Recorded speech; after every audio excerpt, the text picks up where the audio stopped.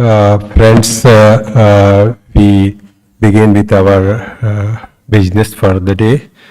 The panel is innovation and disruptive technologies at the heart of the single window of the future.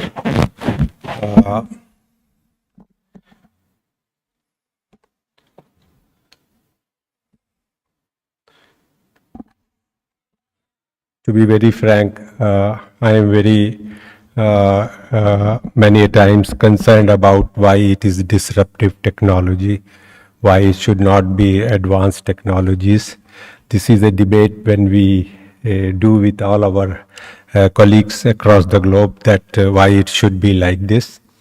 But given an option, I would always call it as advanced technology rather than a disruptive technology.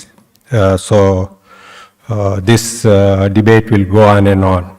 But if you go deeper into it, you will find that many of the things which we'll be discussing here and many of the things which happen across the globe in this area, that you will find that you have been doing it in one way or the other. The nomenclature has changed. It has changed from what you have been doing from ages to disruptive technology or advanced technology. I give you an example that when I started my career, the first project of my life was doing a wagon movement and management system for a big company, which length and breadth you will say about 10 to 20 kilometers. It was a big steel plant where I had a project like this, where the activity was that it was a steel plant, then it comes, wagon comes loaded with raw material and it gets unloaded. It gets lost in the 15 kilometer, 20 kilometer side, and they'll end up paying damages to the railways for keeping their wagons beyond the point. So that's the time the technology which was available there, we did a system that for a huge mainframe system, we had drawn the terminal to different locations where unloading takes place, and from there somebody feeds the location of the terminal. That was the system that time, about 45 years back was the system. I would always say it was using Internet of Things for the purpose of doing it, but today's Internet of Things is different. And if I have to do the same project again, perhaps I will not draw a terminal from a mainframe to there, but different devices would facilitate this process of capturing data. So we have been doing the things. We have named it in some way other that time and another way this time. So such things are there and is happening. So let us see that whether we are discussing today the Internet of Things or blockchain, which facilitates this process, and that's the point of our discussion today. We have also had the privilege earlier, say electronic bill of lading. It used to be a paper document and used to be transacted in a paper environment, and the system was working fine. And an electronic document is a document which can be copied, which can be substituted, or if it is not properly secured or it's not properly handled. So then Ancitral made a very great effort to produce a model law on electronic transferable record, which really talks in terms of how transferability is respected and ensured in a secure environment when a document is transacted electronically. And we tried to perfect it, and it's a reality. In one of the panelists will talk about it more, and that is something which we are doing today, which was not heard a few years back. I had the privilege of talking to the AACE on this subject, and they have shown interest that they would be part of this initiative, which is there at the international arena. Similarly, the blockchain, we have been doing a lot of things. If you say blockchain, which is driven by a public key infrastructure, and today, one would always argue that I have been doing this without calling it blockchain. Yes, I agree. And but today we have a provision that if you really want to do blockchain in the present technological advancement, that you will land up integrating public key infrastructure for this. But whether in this region, we have PKI infrastructure available to facilitate this process, and I'm really happy that I have seen the very first day that there was a MOU signed by AACE on respecting and facilitating public key infrastructure in this region, and that's a very good initiative for this to really move forward. I have also had the privilege of one of our panelists, the one who has interest in artificial intelligence, and very initiative. One in Singapore where they use it for facilitating HS classification in international trade. That would also be an interesting subject for you to understand. For the benefit of those who want to engage themselves subsequently into these technologies, there are various projects available in UNCFACT, but which you would like to really participate and take note of it. One is which integrates and addresses standards while using these technologies. So there is a project of blockchain in trade facilitation, IoT in trade facilitation, artificial intelligence in trade facilitation, and the other one, electronic bill of lading, which I have mentioned to you, is something which really gives you a lot of input and power, not only for facilitating electronic bill of lading in transferability aspects, but also other documents, especially those in the trade finance sector, which you would like to really use it. So, so let us make a beginning. I am really very happy to tell you that if I was given a option to prepare a panel for this this panel 6, which I did not do, someone else has done it, and I must compliment the organizers that they have drawn a panel which represents the entire globe. You will find somebody from every region participating here, and with wealth of knowledge that they are here before you. So I don't want to be standing between you and the wealth of knowledge which is available sitting here. So let me invite my friend from Brazil over to you.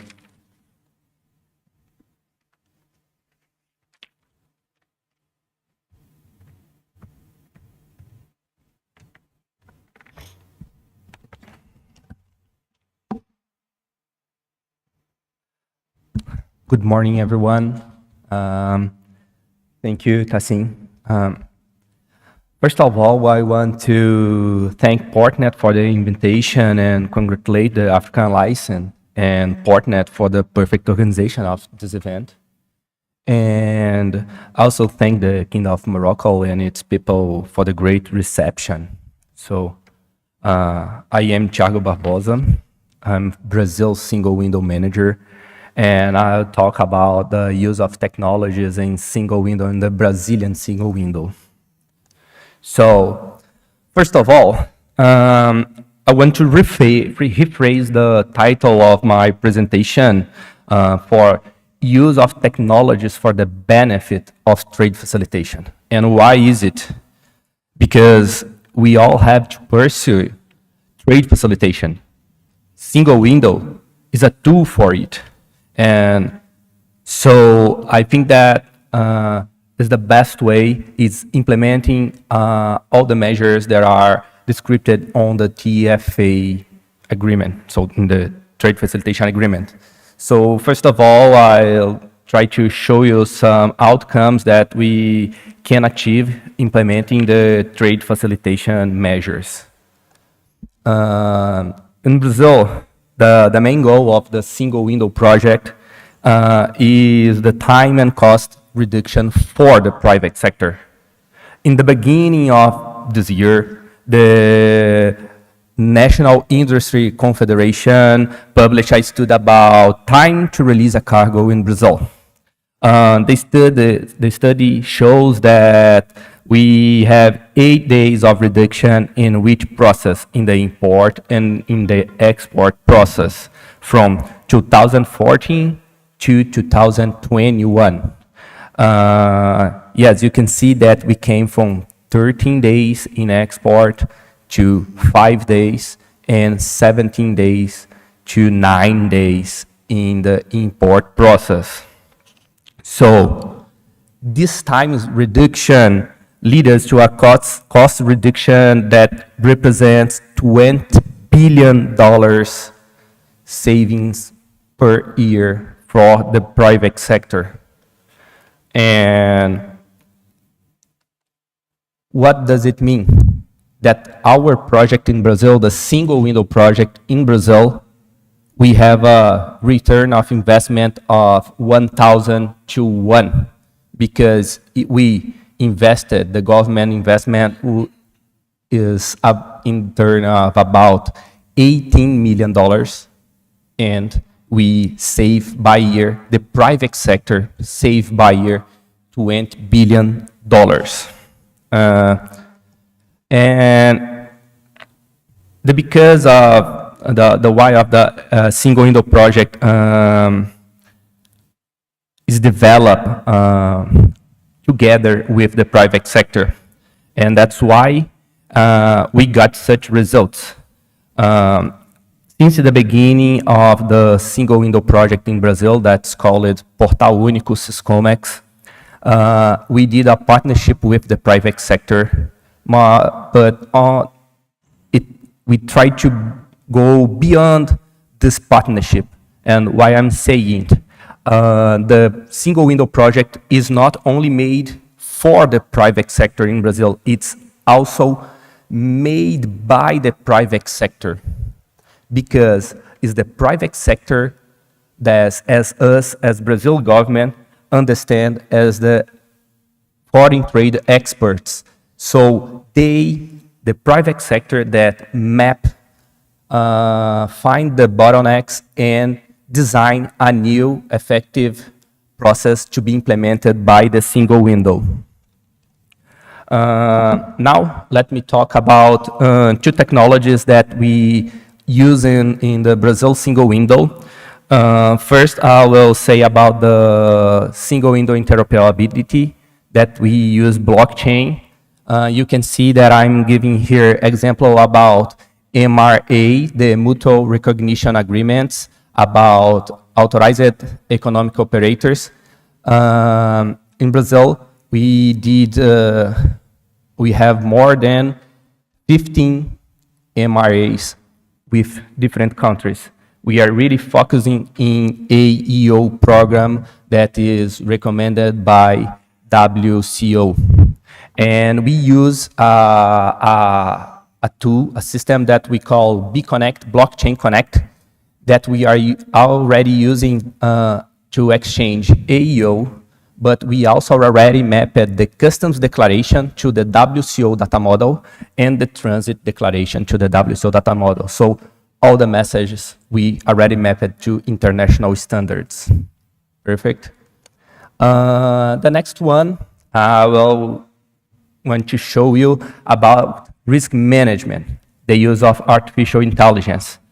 What we do, all the declaration, the customs declaration, there are registered by the private sector.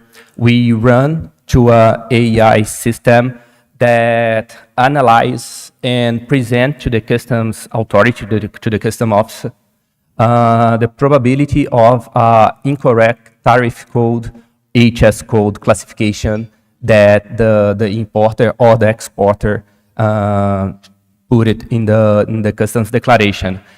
We have 97% of accuracy using this kind of algorithms.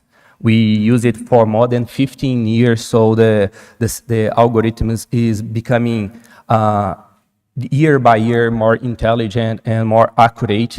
And now we are starting to also suggest the tariff code or the HS classification to the importer-exporter using the same AI engine to show them, because we are thinking that we want to help the private sector to do the right declaration.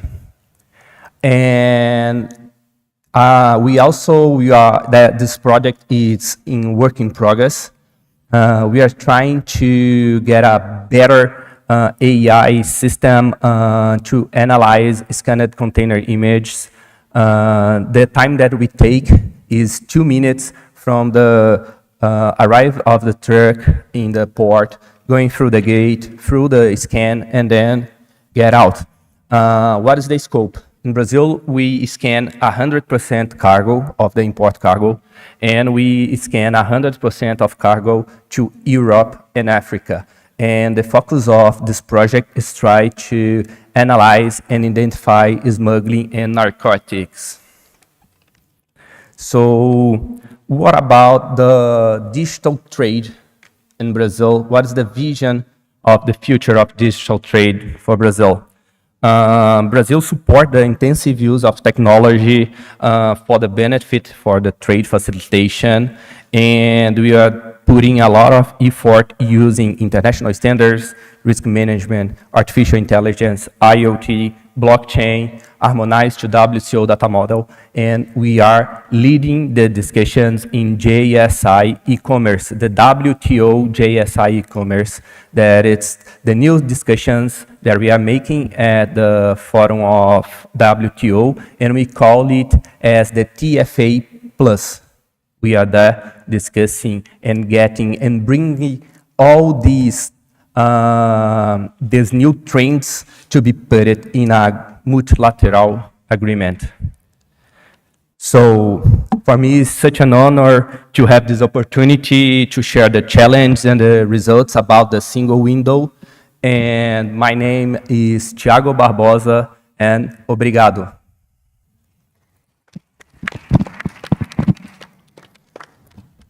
Thank you, Tiago, for a very detailed input, and I am really fascinated that this single window has come up very well. I have few questions, but I will not go deep into all the questions because of the paucity of time that we have. We are encroaching in some other sessions. So one question I would like to ask you, and if time permits, maybe subsequently I would check with you for my other questions. My request to the audience is that the purpose of today's panel 6 is that it should be very interactive. There are a lot of things in everybody's mind that we feel that it's a technology which disrupts everything and things like that. And which manner this technology can be used to your advantage in facilitating the trade is something which is in everybody's mind that I understand. So if you have any question, the moment a presentation is completed, you can raise your hands. I would really be arguing with you that try to see that this is more interactive. So from your presentation, I take a clue that this is in international trade. We have a single window. We are trying from national single window to go to a regional single window, and that AACE is doing such a great job to integrate this in the African region. But intra-trade in Africa is not the beginning and end of the issues. The issues are that how visible you are across the globe. So AACE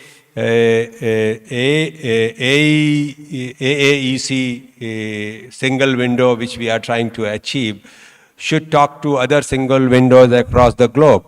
So, so if say Brazilian single window has to talk to AACE single window, what is your advice?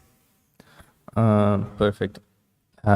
Yes, as Brazil, we are open to interoperate and exchange information between all the single windows from customs and AEO companies and everything. But I think the magic word is, like I just showed at the presentation, it's standards, international standards. We always need to implement and harmonize our systems and our data to international standards, because the biggest challenge is not about exchanging data, but understand the message that it is exchanged. So in Brazil, when we start the project, the first thing was the data harmonization. So now we are getting the benefits of have done this job that was really difficult, and I think it might suggest to the other single windows. Thank you very much, Tiago. I am really impressed with the message you have carried. For all of us, that if you stick to standards, then perhaps you don't have to put extra efforts once you do integration of different single windows in different jurisdiction, or one regional single window talking to other regional single window. There may not be issues if we are sticking to the standards, and there are standards. You have a question? Yes, be quick, and maybe within half a minute we need to finish off this. Yes.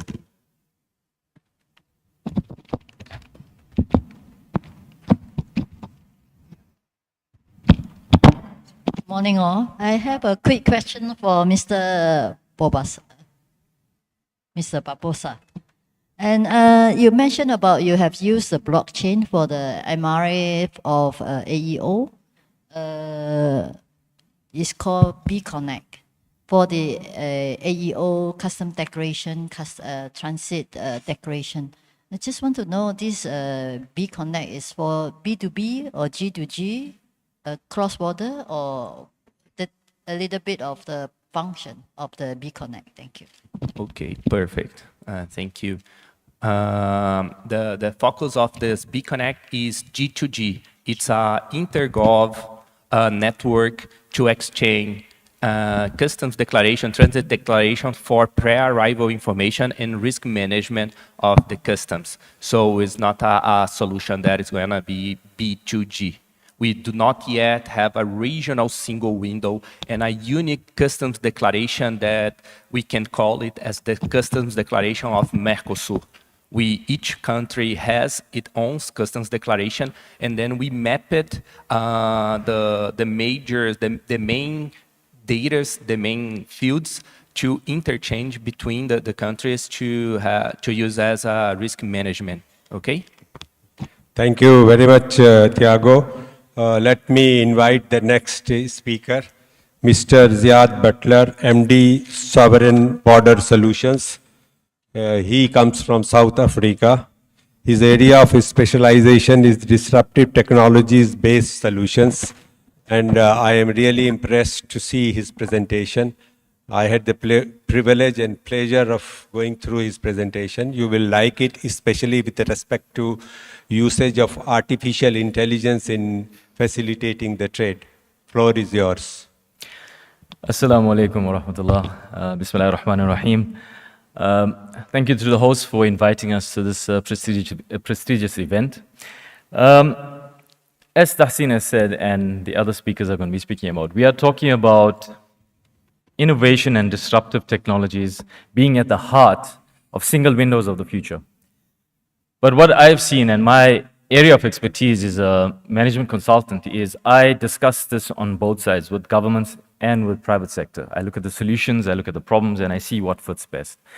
And I can honestly say that I believe that the technology is not in the future, it's actually today. It's at the heart of single windows today. You see it everywhere, you see in the applications, in the usage of the technology, in how single windows have been developed and are being developed.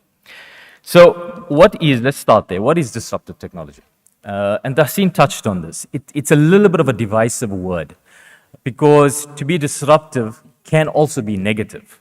So the real point of being disruptive is to actually be productive. Disruptive technology is one that displaces an established technology and shakes up the industry, or a groundbreaking product that creates a completely new industry. I mean, you'd get many of these definitions. Essentially what it means is introducing any innovation that fundamentally changes the way you are doing what you are doing. It changes everything. It changes how you do what you do. It changes the way you think, the way you interact, and the way you operate. So how does disruptive technology, how is it at the heart of it? And if it is at the heart of single windows, why are we not seeing more of these implementations, of these examples that we've been talking about? And the question is really about being productive. It's about using the technology productively, making sure that all the elements come together to facilitate the implementation of the technology, and not just taking a technology and pushing it into an environment that actually is not ready for it. A simple example of a disruptive technology is Tesla cars. It changed the way vehicles are being manufactured, are being driven, are being fueled, are being used, and it's changing the way we are thinking about using that mobility as well. So it is disruptive. Now, all of us here know what challenges in our lines of business. We either sit on the back, on the side of the governments, or we sit on the side of the solution providers. But all of us understand what those challenges are, and what those technologies are. So these technology solutions that we are looking at, I mean, there's examples of it. Big data and data analytics, as they say, although I don't really know who they are, but they do say that data is the new currency. And being the new currency, it needs to be treated with the same level of respect, control, and security as normal currency. Meaning users need to be sure that the data that is being collected is being used for legitimate and useful purposes and not being abused.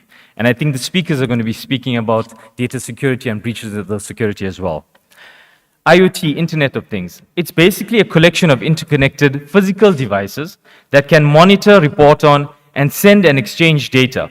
From a supply chain or trade management perspective, it is an effective way of tracking and authenticating products and shipments using GPS and other technologies. And then we have blockchain. No, we're not talking about Bitcoin or Ethereum only, because that seems to be the common implementation of people or understanding of blockchain. What we are talking about is a means within the supply chain of a decentralized ledger-based format of storing information. The difference with conventional storage is that it is immutable and transparent, allowing for better accuracy, security, and verification. We are going to be looking at a case study in a few minutes. And then cloud computing, which is essentially another storage mechanism, but frees up dependency on physical infrastructure. One of the biggest issues that we have, that we've observed in government agencies, is infrastructure. The lack of development, the lack of infrastructure keeping pace with the development of the single windows and development of trade. Artificial intelligence and machine learning. I mean, it's been a buzzword for many years. You know, everybody's been talking about it. Everybody, and as you've seen from the examples, almost everyone is doing parts of it or doing something with it. There hasn't been a significant push or coordinated push of how it can be applied in supply chain management or management of borders. And it's good to see the different examples and case studies that governments are implementing themselves, so it can be brought together in a coordinated fashion for a single window perspective. In my presentation in Douala a few years back, I spoke to you about how AI and ML are already around us. It's in almost everything we do in a small way. It's a matter of how we can use that to the advantage of trade facilitation. And the best examples I've seen thus far is in risk management, in NLP, in using the technology to actually make the lives of the traders easier. Due to the limited time, I'm just going to look at two examples of blockchain that I've observed in a project we are currently working on in Egypt. One on advanced cargo information and the other one on smart contracts. So the first example is the Aci Business Process, and you see it to the right. This is the Nafeza system. It's a single window that's been implemented in Egypt at the moment. The solution allows for the pre-arrival advanced submission of information using a blockchain network from exporters. So exporters submit their information using this solution prior to arrival. The application of the blockchain network here is for authentication, unique identification, is for, like we said, immutability, it's for trust, it's for security. So the implementation of blockchain here was to a real world example. It wasn't just applying a technology to a solution for the sake of it. They actually were solving a problem. And that's what I find lacking in some government agencies. They approach the situation, or they approach it from the perspective of, I have this technology, where do I apply it? As opposed to looking at the problem, identifying what the challenges are, what the issues are, and then taking it to the next step of actually saying, yes, this technology works for this problem. The next example, and please excuse me, I mean, we have a very limited time. I'm happy to discuss in much further detail with anyone who is wishing to, but I'm just showing you a snippet of what it's being used for. The next example is the smart contract. Now, this is taking it a little further. This is taking the blockchain network and its advantages and saying, okay, how do we free up ourselves from a problem that has been existing for very long? And that is one of bill of ladings, electronic bill of ladings, and ownership and letters of credit, applying for letters of credit from banks. When Egypt looked at their situation, they identified these as critical or core issues within their supply chain management. So they looked at how they could use the technology they had at hand to actually solve this problem. And what they did was, they're currently running a pilot on this, so it is very, very fresh, very new, and they've identified ways that they can use this technology to bring all the different parties together on one platform, all identified, all recognizable, all immutable. And using this solution, they have been able to implement an electronic bill of lading solution using standards that are in place. The one that they chose was FIATA, which is a Freight Forwarders International Association, and they're using that as a basis for development of the EBL and the transfer of ownership of that using smart contract within the blockchain network. So these are just examples of how it was used and how blockchain was used as a technology to solve a problem. And I think that's the key of my message today. Use technology to solve a problem, not just technology for the sake of technology. The real world impact of this obviously was that they reduced their turnaround time by 50%. I mean, it went down from 20 plus days to less than 10 days. And they're still tracking it, and every month it's getting better. That's not to look at the, I mean, not considering the value savings to traders. And, you know, it's something that I come across often when I consult agencies, government agencies. They say that, you know, traders always challenge when new solutions come in. And that's true. They do challenge because they have an issue or they may find difficulty in changing the way they do business because it comes with a cost. But once they start seeing the benefits, once they start appreciating that actually what you are implementing is for their facilitation, they start buying into it. And that really comes with the way you introduce your solution or you implement it. I'm going to run through these very quickly. It's just to remind you that I think we spoke about this previously as well. No technology is a solution on its own. Everything, it's part of a bigger solution and a holistic approach to how you implement it. And without each element of these, you will fail or your solution will fail. And then bringing you back to the example, a real world example of technology or use of technology. Yes, Tesla is a disruptive technology. However, we have to be very careful that when we are doing this, or when we are implementing our disruptive technology, we actually don't introduce an unproductive disruption by making sure that everything comes together, the infrastructure is in place for our solutions. And with that, I'd like to thank once again our hosts. Thank you, merci, shukran. Thank you very much, Ziad, for, I'm really impressed with your slide where you have integrated blockchain, artificial intelligence, and other disruptive technologies in one slide. Since we are short of time, I have few questions for you, but sorry that I have exhausted few of my questions one-to-one with him. One which is very related to you knowing this, that I asked him yesterday, that you have a solution, whether it meets the standards. Standards in the sense that if we are talking about electronic bill of lading and its transferability, whether it meets the basic provisions stipulated in the UNCITRAL model law on electronically transferable record, that you have converted that model law into technology, whether it meets all the provisions of this, and his answer was yes. So this is for the benefit of all of you, that it is necessary for us to know that we conform to the standards if we are talking about interoperability. So my question to you is that if electronic bill of lading is to be implemented by member states under AACE, what is your suggestions to them that how they should go about doing that? Well, I think you've answered your own question, Tassin, but I think for the prerequisites for them, and at the risk of repetition, has to be standards.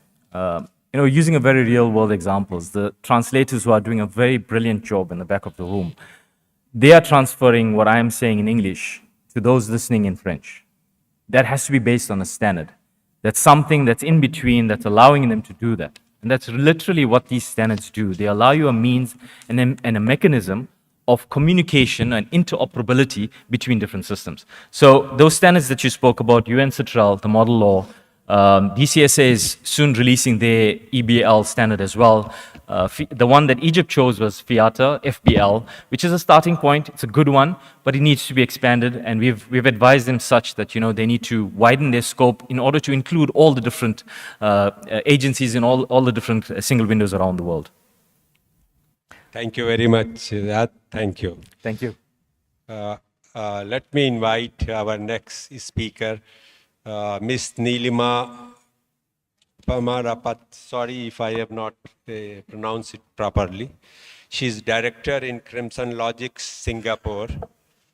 She has wealth of experience and she specializes in the area of single window based system development and management using the technology we are discussing today in this session.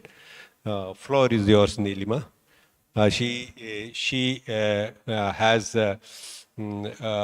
has already exhausted her presentation with me, so I have a query and questions for you. I do believe that that Singapore has implemented a system where artificial intelligence is integrated with the harmonized system of classification and facilitating the trade.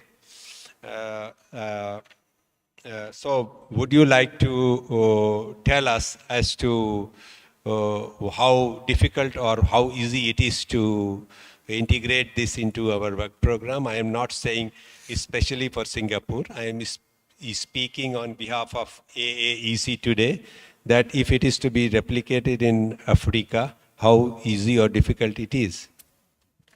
Thank you very much for this question. Okay, I would like to share my experience in even trying to apply this for the African countries, right? So before that, I would like to share the where we have started in Crimson Logic. Back even before the WCO study on disruptive study reports or the other studies by ADB and other organizations, they recognize that AI, one of the application use cases is classification, to solve the classification problem. For us in our company, what we have done is back in early 2012, 13, during that time itself, we worked with a professor in National University of Singapore. And we came up with an algorithm. We applied early stages of machine learning itself. We prepare an algorithm that can help us to advise the traders, in searching the right HS code for the products using the layman terms. So we started by using in our own service that we provide to traders in Singapore as a smart HS classification search engine to test how effective it is.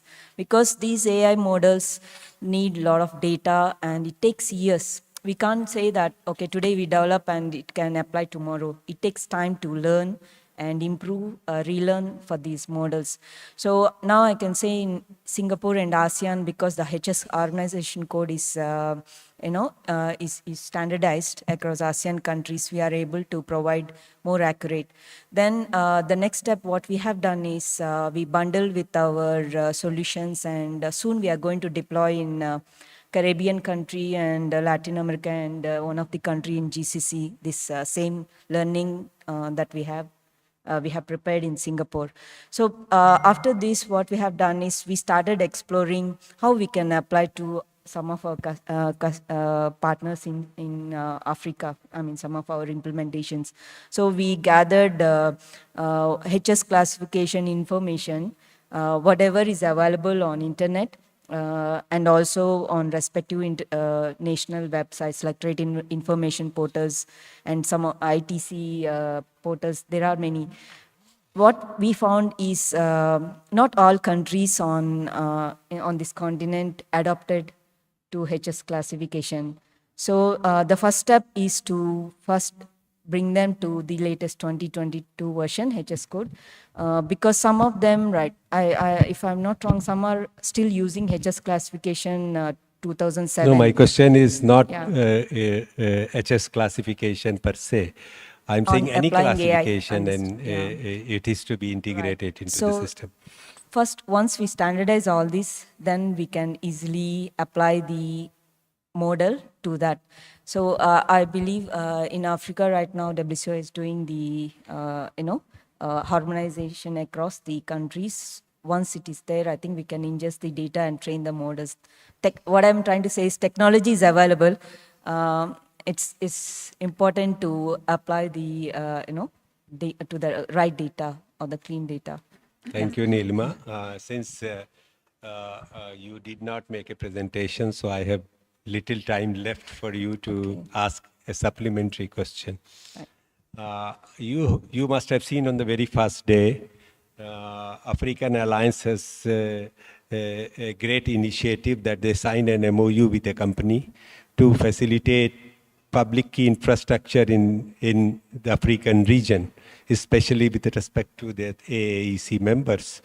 That we understand that the public key infrastructure is building up in this region, and the backbone for a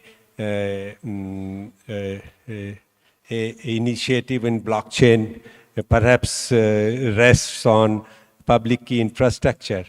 Can you tell everyone here how easy or difficult is the deployment of public key infrastructure in a jurisdiction or in a country? For this to answer, because to me, I find that's a great initiative. At least they start with the PKI model, but for us, I believe that more. It's better to start with blockchain, but they have this PKI already taken up. So to me, what I can say is that if all the member states are adopting this, they can go by hosting a node, and they can trust each other. They can create a trusted network among themselves and start exchanging. They are already started with eTrade Hub. Maybe they can leverage on this infrastructure to exchange and trust the data that they are sharing in their eTrade Hub. Thank you, Nilima. She has answered half of my question. I'll answer half on her behalf. What could be the how difficult or easy it is to deploy a public key infrastructure in a jurisdiction. It's really little difficult in the sense that that not only that you have to create an infrastructure, but also you will have to create a mechanism for identifying or verifying a party, his authenticity, and all those things is to be verified before a certificate is issued to him. So if that is the case, then one has to present himself in person, or he has to give sufficient evidence that he is the one for which a certificate is being issued. So meaning thereby a verification process is to be built into the system, which is a little difficult process. So there is a case that if you use a technology, you should also use another technology to see that you address this verifiability issue. So somebody will say, work on verifiable credentials. So these are some of the issues which perhaps is a vicious circle, and you have to prepare yourself as a country to address these two things if really it has to move forward. Thank you very much, Nilma, for your input. And then I will move to Shantanu, my old friend that he started in IBM research. He is basically in the research in IBM in blockchain, and not only that he did a desk work of research, but he also brought his research to the trade and industry, that he developed a system based at Singapore. At that time he was there, that this is facilitating the trade. So though he has changed his hat in terms of his portfolio from disruptive technologies to the area of climate change and sustainability, which is the buzzword of the day. But unfortunately, we are discussing little of this particular climate change and sustainability in this platform, which otherwise we should have discussed. So let us see how things develops. He has a wealth of knowledge on this subject, so he has a presentation to you.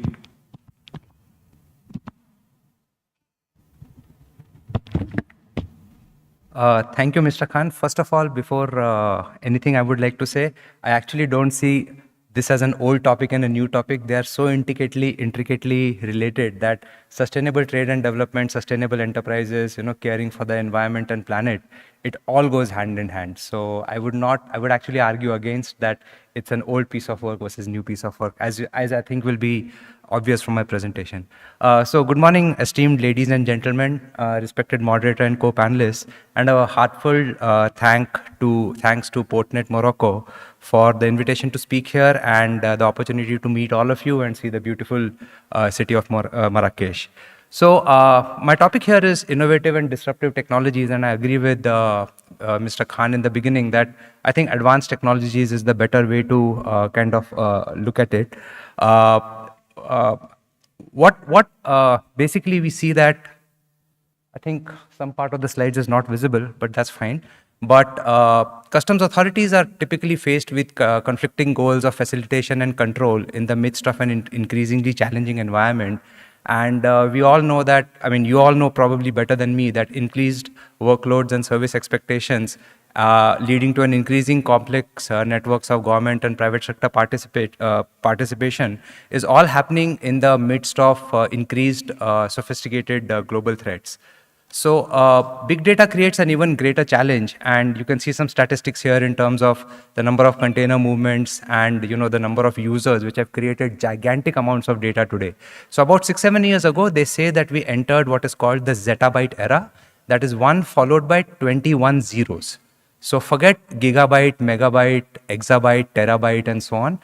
Zettabyte is what we are talking about, and it's anticipated that there's about 50 to 60 zettabytes of information out there in the world today, all thanks to streaming, mobile phone usage, social media, and so on. And it's anticipated that just this 60 zettabytes today will become about 180 to 200 zettabytes in 3 years, just by 2025. So imagine what customs agencies and other governmental organizations must do to master, strategies to survive and thrive in this while doing what they want to do, what they need to do, things like trade facilitation, others, right? So customer-oriented processes, intelligence-led risk-based supervision, and coordinated digital clearance processes. You saw some excellent examples today, as well as through the single window session from the African member nations yesterday, and all of them were very, very heartening to see. And I think it's emerging technologies and advanced technologies which can really supercharge these strategies that need to be adopted, right? So I think we have all been talking about the buzzwords of the day: blockchain, data and AI, and what I will talk about is, crypto advances. So I will argue that big data and artificial intelligence is here to stay. It's already in implementation in production. People are using it regularly now. This was not the case 20 years ago. Although that the discipline of advanced artificial intelligence has existed for about 50 years, it took a combination of factors, which I'll talk about later, for it to really become a real technology. Blockchain is something that people are talking about very regularly every day, and I will talk a little more scientifically and technically.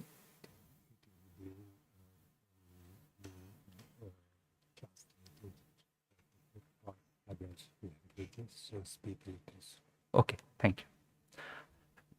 So I've been asked to speak a little slowly. Thank you, sir.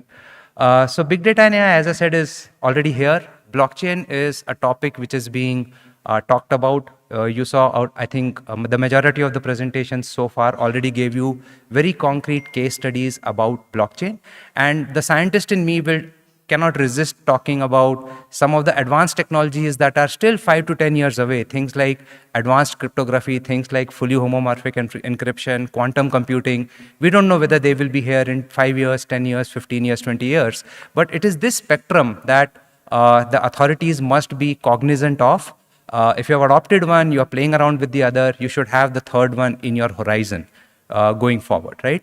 So again, the scientist in me can never refrain from spending at least 30 seconds to 1 minute talking about what is blockchain, because I think we have seen a lot of case studies, but I find these 1 or 2 diagrams really help home the point about what is blockchain and why it is important. It is not necessarily the only way to do things, but it is a start. It is some technology which has been around for about 10 years, but it is now slowly starting to mature, as you have seen and as you will continue to see. So imagine this very standard trade scenario of import-export between an importer and an exporter, their respective customs authorities, a bank from a letter of credit perspective, and a freight company, right? Each line that you see connecting these 6 entities is either a piece of paper, a phone call, a fax message, a EDI message, or an API call, right? And you can see that information and data is flying all over the place.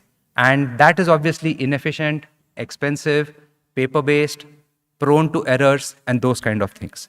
So blockchain is a very simple idea which says that with the appropriate security, privacy, and control mechanisms in place, why can't all these 6 entities have the same copy of the transaction which is being transacted? That does not mean the customs authorities are opening their doors to their databases and making all their information available to every single party, every trader out there in the world, right? What it means that every entity will choose what data to contribute to the blockchain, what data to read from the blockchain. And the blockchain, you can imagine it is like a database or a ledger, which is replicated simultaneously and immediately with each of the entities which are participating in the network. This is a simple one border crossing scenario where there is a import-export transaction between 2 traders. But obviously you can expand the scope of this example, as Tiago talked about, multiple government-to-government blockchain, the example from Mr. Ziad, and several other examples that exist in blockchain today. And you see at the bottom, these are the factors, or these are the characteristics which really make blockchain an kind of a appealing technology. But that does not mean you have to use blockchain. But what are the features of this kind of technology that you want to imbibe going forward? Those would be a shared ledger, a shared trusted source of truth. A ledger, as you know, in the finance terms, is your, all your financial accounts, right? And in this case, it is all your trade accounts, all your movement of goods, all the clearances associated with it, and so on. Then you have smart contracts, which are essentially rules that are triggered whenever an action happens or an event happens in your database. And all of this is subjected to industry-grade privacy, security, compliance, and all of this fosters trust, as you have been seeing through several of the examples that have been talked about. One thing I wanted to clarify is that although blockchain has become a popular buzzword because of cryptocurrencies and Bitcoin and all of those things, whenever most of the private sector, all the public sector and government authorities talk about blockchain, they do not talk about cryptocurrency. They talk about these kind of blockchains, which are about shared, replicated, permissioned ledgers. So permission means, the appropriate KYC has been done, the appropriate authentication, identification of the individuals or the entities which are acting on the blockchain. All of this has been done. And all of this happens with consensus, provenance, and immutability. So a record written on the blockchain, you cannot take it back. You can at the most add another record which says that the previous record is invalid. So you can never say, oh, I did not do something. I did not, I have already paid somebody, and so on and so forth, right? But on the blockchain, you can trace each and every action of each and every party, which is why it is very important to understand that it is the control of these 6 boxes, the 6 entities. They choose what to read and write from the blockchain. And obviously, all of this has to be based on a shared governance mechanism, standards, obviously international standards, and a way of doing business and governmental work with authority, right? So here is something which literally is news from last week. We already saw some examples, but one of the largest banks, for example, Citibank, did a bill of lading, an e-bill of lading transaction, and provided credit and so on for an import-export transaction between India and Bangladesh for Syngenta, which is a big global company. And obviously, using the EBL, it is estimated to have reduced the transaction times from 10 days, as well as reduced paperwork costs, postage charges, demurrage charges for storage, and so on and so forth, right?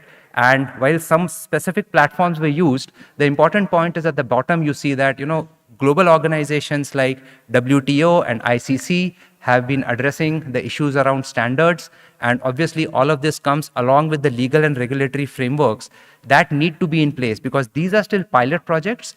But the MLETR that Mr. Khan mentioned in the beginning is a very key instrument. And as far as I know, as of now, only 3 countries, Singapore, Bahrain, and Abu Dhabi, have adopted some variant of MLETR and embodied the provisions that are talked about in MLETR, right? Things like technology neutrality, so you don't have to use blockchain, right?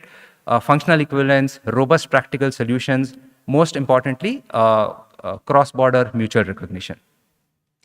So a private sector overview of some of these trade-related blockchain initiatives. Obviously, the private sector is going after these initiatives at a faster rate in terms of where they may not have dependence on government authorities, but they can still do their and transact their business faster, more efficiently, save cost with trusted invoicing and those kind of solutions.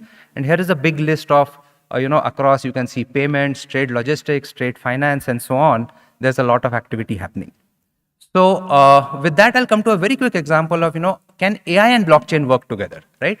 So imagine a food safety use case, right? Where you are, importing, say, corn, spinach, and salad over countries in Southeast Asia. You can easily take examples from Africa, and which are being packed and into, say, a mixed salad in Singapore, and then distributed in supermarket stores across Malaysia, Thailand, Indonesia, and so on. So here's a snapshot of a supply chain where, you have 5 farms which are producing your tomatoes, your corn, your spinach, and so on. There are processing units, packaging units, and supermarket stores where all this is led. But using artificial intelligence, the capability of remote sensing, weather forecasting, and so on, you can nowadays quite accurately predict the risk of pests and diseases in these kind of fresh produce. Now imagine that as these ingredients start to come together, you can actually identify that there's a very high risk of some salad being contaminated in that particular packaging unit, which is then going to ship out, this possibly risky salad into supermarket stores, and the customs authorities, along with the appropriate food safety authorities, can order, proactive inspections and those kind of cases. So with that, the last 30-odd seconds that I'll spend on is a set of technologies which is coming in, say, about 5 to 10 years' time, which is, privacy-preserving computation. So how do you, first of all, it's a leap of faith, and it's going to take time before blockchain really has the global benefits that it promises. But some of the building blocks for privacy-preserving collaboration are already happening in the scientific and the academic community. So there's blockchain on the left, the blue box. There is zero-knowledge proofs, and it's a very it's a complicated mathematical ideal, but outside I can explain it in simple words, which leads to secure multi-party computation. Imagine this use case, right? So obviously, an importer or an exporter will show the blue box to the customs authorities, right? Here is a shipment of goods, some number of TVs costing so many. Here is the total value. Here is the calculated tax and the customs duties, and it is paid, and so on and so forth. But this information, there is unwillingness to share this with, say, freight forwarders and customs brokers and other parties in the trade network. So this whole idea of secure multi-party computation and privacy-preserving collaboration says that just the templates can be shared without sharing the values, and there can be mathematical proof which can be embedded into smart contracts, which can be embedded into data, which can be verifiable, and everybody will have the assurance that the customs duty or the taxes have been appropriately calculated without actually seeing, things like, 10 TVs of $2,000 each, which cost $20,000, $2,400 tax, and so on and so forth. Without actually seeing the numbers, you can be assured that the tax has been appropriately calculated and so on. So with that, I come to my summary that, significant technological advances are being made in the area of digitalization of trade and making it sustainable. And most importantly, we need to kind of be aware of what are the factors which will make the business, the processes, the processing of all of these things easier. And many of these are in step with the regulatory and legal things that need to happen to support this. And I think at the end, I would like to end with saying that this is really a call for collaboration between the technical, regulatory, legal, and the private sector communities to really work collaboratively to digitalize trade and make it sustainable. So thank you. Thank you for your time. Thank you, Shantanu. I am a very great fan of your research and its application to the trade facilitation. I have two questions, but one I will reserve for later if the time permits. And the first one, which is more relevant for this region, is that these advanced technologies are the future of trade facilitation as we see today. How you see the African region is ready for it? Your input. Thank you. Thank you for the question.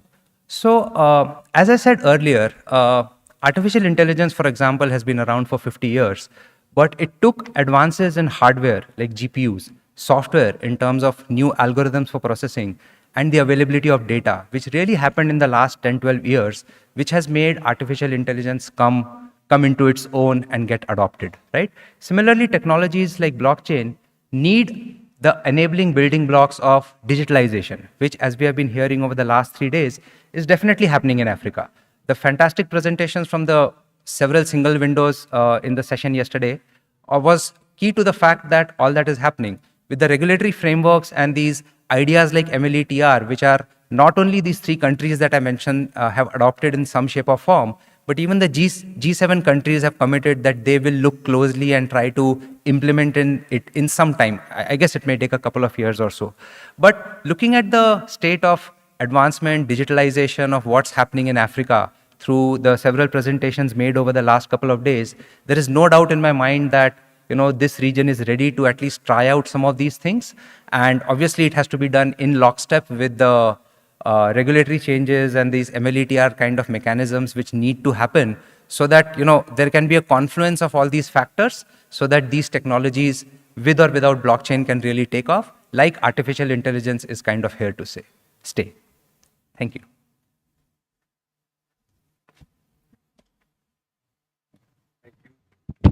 Thank you, Shantanu. I reserve my second question for, if the time permits, I'll come back to you. We have privilege of 2 senior representatives from Malaysia. One is Mr. Azlan Zainal Abidin, Group CEO IT, Dangang Net Exchange. And the other one is Mr. Wan Ahmed as the CEO Dangang Net Technologies Malaysia. And let us hear. They have a very interesting journey, and many of us must have passed through. They started from that traditional time that when UN EDIFACT was the prevalent support for facilitating trade within a jurisdiction and cross-border. And then from there, they moved to adopting different technologies as we went along. And everything was transferred into a single window environment, integrating the technologies which we are debating today in this session.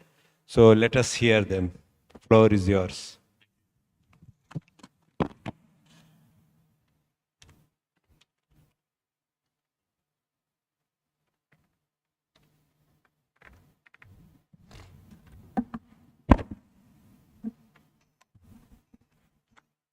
Bismillah ar-Rahman ar-Rahim. My distinguished moderator, Mr. Dasin, my distinguished panel of experts, ladies and gentlemen, Assalamu alaikum wa rahmatullahi wa barakatuh. I think I'm probably the 4th speaker today, and you have probably heard everything that you want to hear about innovative technology. Truth to be told, I think the speakers took all my points. So I'll probably be regurgitating it a bit, so please bear with me. However, I think the best thing about this is I'll try to give you from a perspective of an operator rather than a perspective of a technical evangelist. Yeah? Okay.